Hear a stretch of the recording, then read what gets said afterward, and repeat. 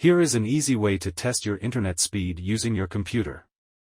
First, open the Google browser and enter the search term, Internet Speed Test. The first search result is the tool we want to use. Click Run Speed Test, and a speed meter will appear. Start testing the download speed, and then measure the upload speed. The measurement will be completed in a short time, and the speed unit is expressed in Mbps. It will use the most concise data to express the speed and also give whether the speed is fast or slow. The test result is that the download speed is 245.7 megabits per second and the upload speed is 73.1 megabits per second, which is judged to be very fast.